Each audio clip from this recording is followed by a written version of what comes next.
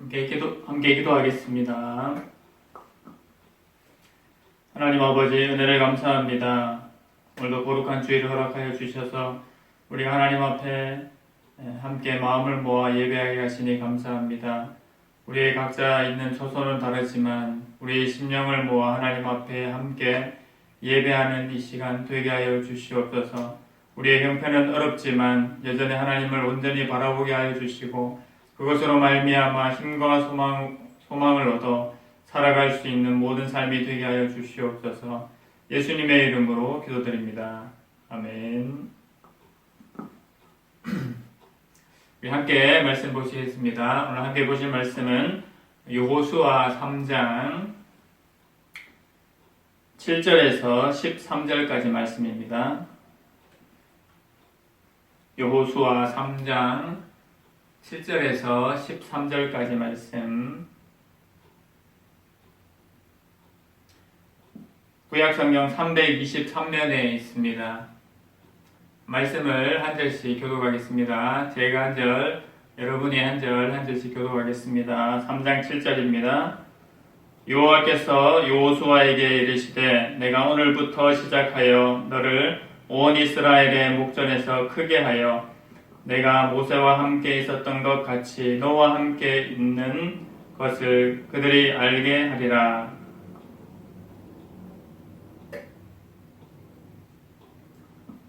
여호수아가 이스라엘 자손에게 이르되 이리 와서 너희의 하나님 여호와의 말씀을 들으라 하고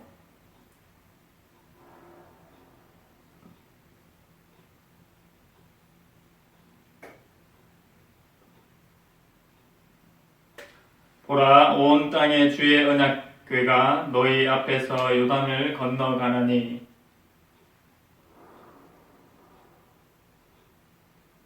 13절 말씀 같이 읽겠습니다. 온 땅의 주 여호와의 궤를 맨 제사장들의 발바닥이 요단물을 밟고 멈추면 요단물 곧 위에서부터 흘러내리던 물이 끊어지고 한 곳에 쌓여 서리라. 아멘. 오늘 본문의 말씀을 통해서 요단을 건너다라는 제목으로 함께 말씀 받고자 합니다. 이제 2020년 모든 일정들이 마무리되고 마지막 주일을 맞게 되었죠. 마지막 주일을 맞으면서 우리가 하나님 앞에 여호수아 말씀을 통해서 우리의 심령과 마음을 좀 더 굳건하고 온전하게 세우는 시간들이 되기를 먼저 간절히 소망합니다.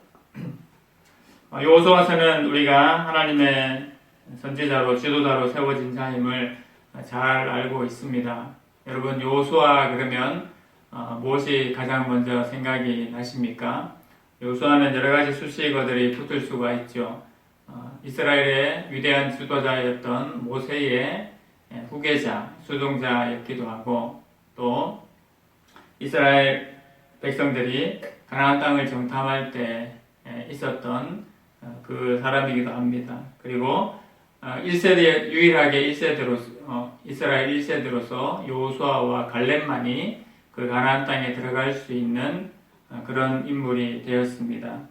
여호수아를 통해서 우리가 첫 장부터 이제 살펴보면 무엇보다도 강하고 담대하라라는 그 메시지를 여호수아서에서 이제 받게 되는데요.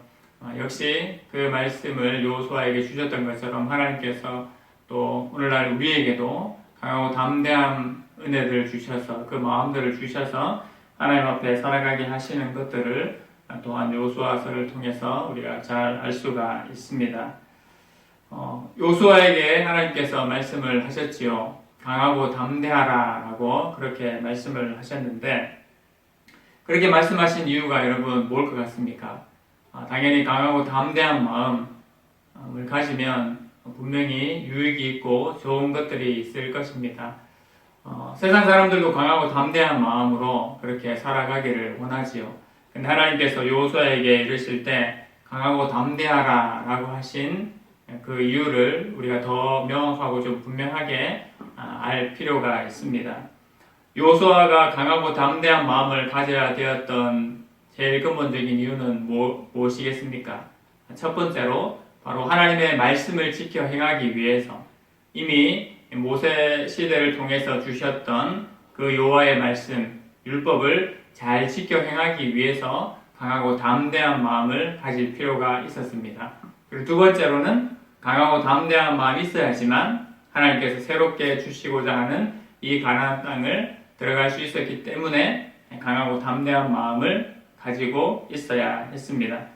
그리고 세 번째까지 말하자면 앞으로의 일들의 형통을 위해서, 앞으로 하나님께서 일으켜 가실 그 일들의 형통함을 위해서라도 또 강하고 담대한 마음을 가져야 했습니다. 여러분, 마음이 강하고 담대하지 않으면 어떻게 될까요? 강하고 담대함의 반대는 무엇입니까? 두려워하고 떨고 연약한 것이 그 마음이죠. 두렵고 떨고 연약한 마음을 가지면 하나님께서 주신 말씀을 지킬 수가 없어요. 왜요? 내 마음에 그것이 의심이 되고 받아들일 수 없기 때문에 두렵고 떨리고 연약한 마음은 하나님의 말씀을 지켜 행할 수 없다는 그 큰 문제가 있습니다. 하지만 강하고 담대한 마음을 가지게 되면 하나님께서 이미 우리에게 허락하신 그 말씀을 지켜 행할 수 있는 힘이 생기고 또 그것을 능히 지키면서 살아갈 수가 있게 되죠. 그래서 하나님께서 무엇보다도 여호수아에게 그리고 오늘날 우리들에게 강하고 담대한 마음을 가지라고 말씀하고 계십니다. 우리의 삶의 환경들과 여러 가지 조건들은 우리 눈에 보이게 좋지 않을지라도 하나님 앞에 강하고 담대한 마음, 즉 하나님께서 허락하신 그 약속을 굳게 믿는 강하고 담대한 마음이 있으면 하나님의 말씀을 지켜 행할 수 있고 또 우리에게 주어진 우리가 취해야 할 그 가나안 땅을 정복할 수가 있게 됩니다. 그리고 그것이 우리가 앞으로의 형통한 길을 예비하는 길이 되는 것이요. 세상 사람들은 앞으로의 형통한 길들을 위해서 다른 여러 가지들을 준비하고 쌓아야 된다라고 그렇게 얘기를 합니다. 하지만 하나님의 백성으로 살아가는 우리에게는 우리의 길을 형통하게 만드는 길은 결국 무엇이겠습니까? 하나님께서 이미 우리에게 허락하신 이 계시의 말씀을 굳건히 붙잡고 순종하며 살아가는 것이 바로 우리에게 주어진 그 가나안을 취하는 길이고 또 우리 앞의 길들을 형통하게 열어가는 길인 줄로 믿습니다. 오늘 여호수아 3장을 보게 되면 이스라엘 백성들이 요단강을 건너게 되는 장면이 나옵니다. 하나님께서 여호수아를 이스라엘의 지도자로 세우셔서 여호수아에게 먼저 말씀을 하시지요.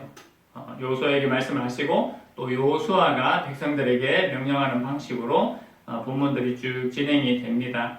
하나님께서 먼저 여호수아에게 말씀하셨다라는 것은 그 전에 모세에게 말씀하셔서 모세가 이스라엘 백성들에게 명령을 했던 것처럼 바로 여호수아도 하나님께서 다음 지도자로 세우셔서 그 여호수아에게 말씀하시고 확신을 주시고 또 그 확신된 말씀을 백성들에게 전달하라는 의미가 있죠.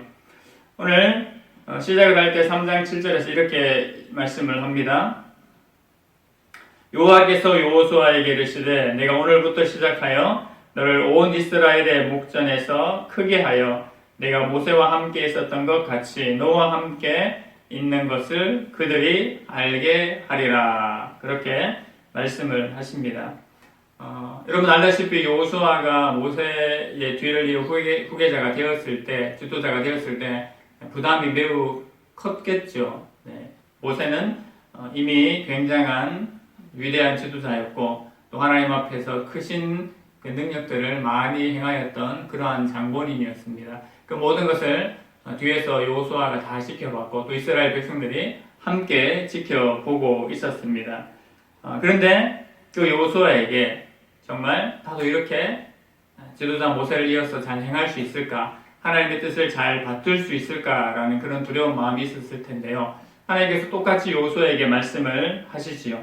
내가 오늘부터 시작하여 너를 온 이스라엘의 목전에서 크게 하여서 모세와 함께 있었던 것 같이 너와 함께 있을 것이라고 그렇게 말씀을 하셨습니다. 이미 그 약속을 주셨고 오늘 3장에서 다시 한번 여호수아에게 그렇게 말씀을 하시는 겁니다. 지금 여호수아와 이스라엘 백성들이 주어진 상황이 어떠냐 하면 하나님께서 이제 가나안 땅을 정복하기 위해서 이스라엘 백성들과 함께 가나안으로 들어가기 전 상황입니다. 이스라엘 백성들은 지금 시딤이라는 곳에서 정탐을 시켰습니다. 정탐을 시켰고 그곳을 둘러보고 난 다음에 여리고성에 살고 있는 기생 라합을 통해서 바로 하나님께서 이 땅을 주실 것이라는 그 확신을 얻게 됩니다. 이미 우리의 마음속에 하나님께서 허락하신 그 말씀을 통하여서 우리가 하나님의 백성으로서 살아가고 또 그 땅을 취할 것이라는 확신의 마음을 가지고 있었지만 특별히 이번에는 정탐을 통해서 그 사람들로 하여금 그곳에 있었던 기생 라합을 통하여 이것이 사실이구나라는 것을 더 확증을 얻게 되는 사건을 겪게 되죠. 우리는 우리 일이니까 그렇게 생각하지만 정말 신기하게도 여리고에 살고 있는 기생 라합을 통해서 역시 이스라엘의 하나님께서 이 땅을 취하게 하실 것이다. 이 견고한 여리고 성일지라도 무너뜨리게 하실 분이라는 것을 그렇게 듣게 됩니다. 그리고 지금 이스라엘 백성들이 요단을 건너가기 직전의 상황이지요. 여러분 요단강은 평소에는 그러니까 우기가 아닐 때는 쉽게 건너갈 수 있는 그러한 강이었습니다. 근데 지금 상황이 어떠냐면 3대를 추수하고 난 다음에 이 추수 시기 3대를 추수하는 시기라고 나오게 되는데 그것을 추수하고 난 이 시기는 요단강이 물이 창이라는 시기입니다. 그러니까 물이 가득 차 있는 시기입니다. 근데 그때에 지금 이스라엘 백성들이 이 요단을 건너서 제일 처음 여리고로 들어가야 하고 또 이스라엘 가나안 땅을 정복하게 되어야 할 상황입니다. 그러니까 이 가운데서는 어떻게 됩니까? 특별한 하나님의 섭리와 은혜가 있지 않고 그것을 건널 방법이 마땅치 않은 거죠. 큰 다리를 놓는다거나 아니면 큰 배를 만들어서 이동하지 않는 이상 요단을 건너기가 쉽지 않은 상황인 겁니다. 그리고 지금 가나안 백성들, 특히 여리고에 있는 백성들은 이 이스라엘 백성들이 들어올 것을 생각하고 있었기 때문에 아주 긴장을 하고 있는 그러한 상태였죠. 그래서 어떻게 보면 그 전에 미리 여러 방비들을 할 수 있는 그런 상황에 놓이게 되었습니다. 정탐꾼을 보냈을 때도 2명의 정탐꾼밖에 보내지 않았는데 이들이 금방 들킨 것을 보면 이 여리고가 얼마나 긴장을 하고 있었던 것을 우리가 알 수가 있죠. 근데 하나님께서 요수아에게 말씀하시면서 오늘 내가 너희에게 큰 일을 행할 것이다. 이것들을 준비하고 진행할 것을 이야기를 하고 있습니다. 요단을 건너는 이 사건은 우리가 잘 알고 있는 것처럼 언약궤를 맨 제사장들이 요단 강물을 밟고 서게 되면 하나님께서 그 요단 강물이 끊기게 만드셔서 그 요단강을 건너가게 하시는 기적이 일어나게 되죠. 저희가 보셨는데 13절 말씀을 다시 한번 같이 보겠습니다. 13절 말씀 온 땅의 주 여호와의 궤를 맨 제사장들의 발바닥이 요단물을 밟고 멈추면 요단물 곧 위에서부터 흘러내리던 물이 끊어지고 한 곳에 쌓여 서리라 라고 그렇게 말씀하십니다.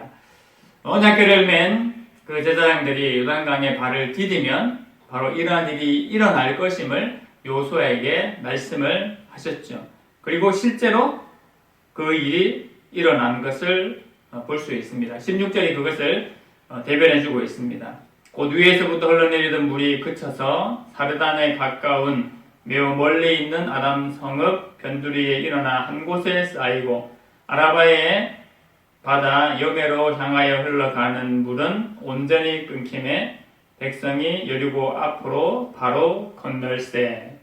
한 곳의 물은 일어나 쌓이게 되고 한 곳에 한쪽 방향의 물은 흘러가는 것이 물이 온전히 끊겨졌다라고 그렇게 이야기를 하고 있습니다. 그리고 그 길을 바로 이스라엘 백성들이 요수아와 이스라엘 백성들이 건너가게 됐죠.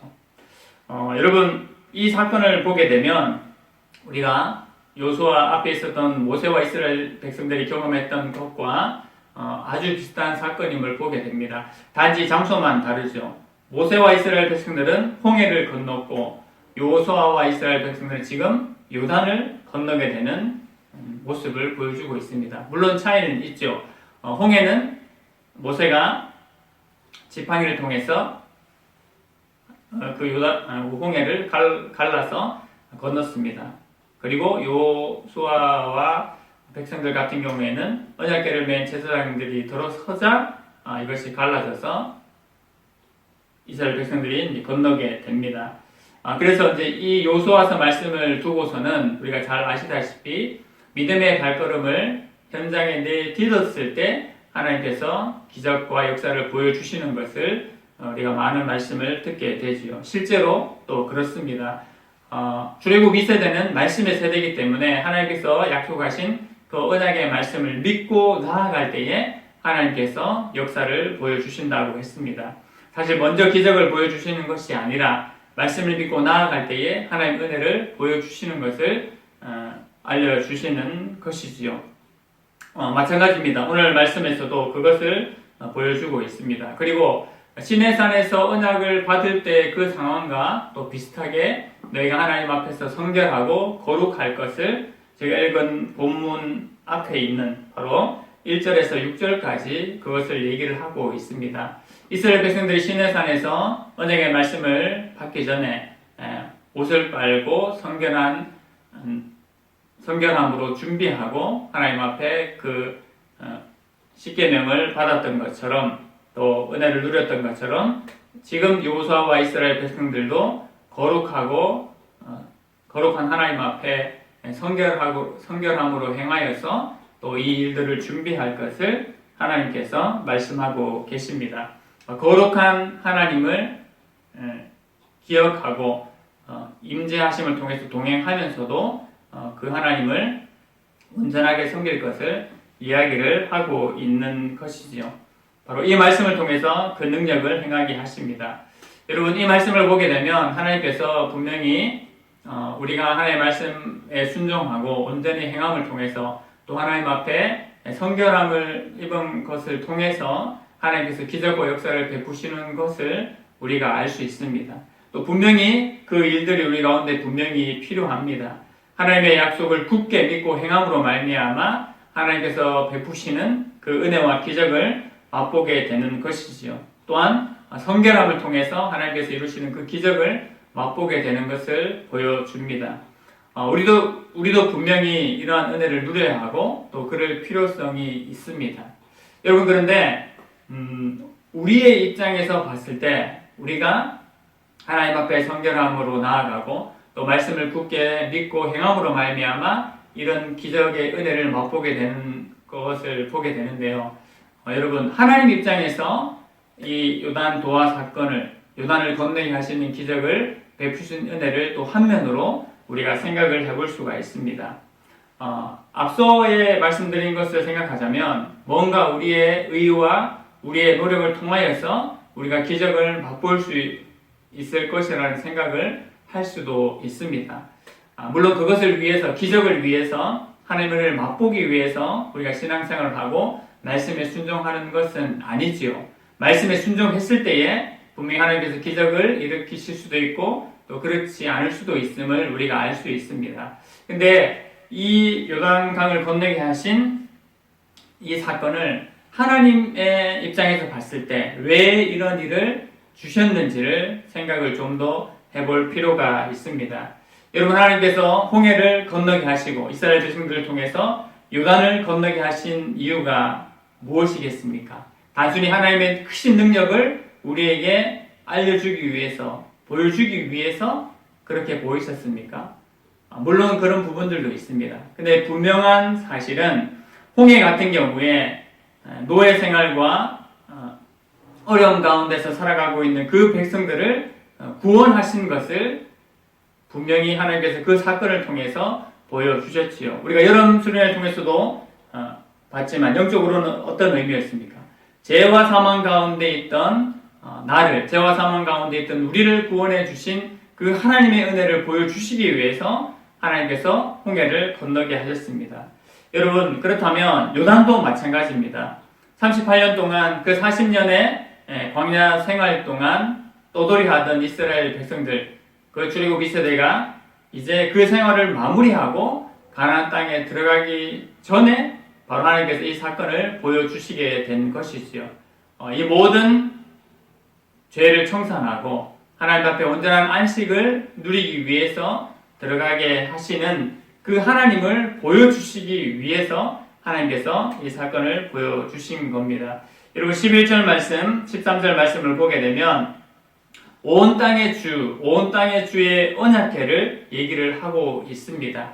이 사건을 통해서 하나님께서 온 땅의 주가 되심을 너희는 다시 한번 분명히 기억할 것을 말씀하고 계시는 것입니다. 우리 하나님께서 그런 하나님이 되시고 지금 이 요단을 건너게 하신 하나님께서 앞으로의 모든 가나안 정복의 일에 있어서도 함께 하시고 인도하시겠다라는 말씀입니다.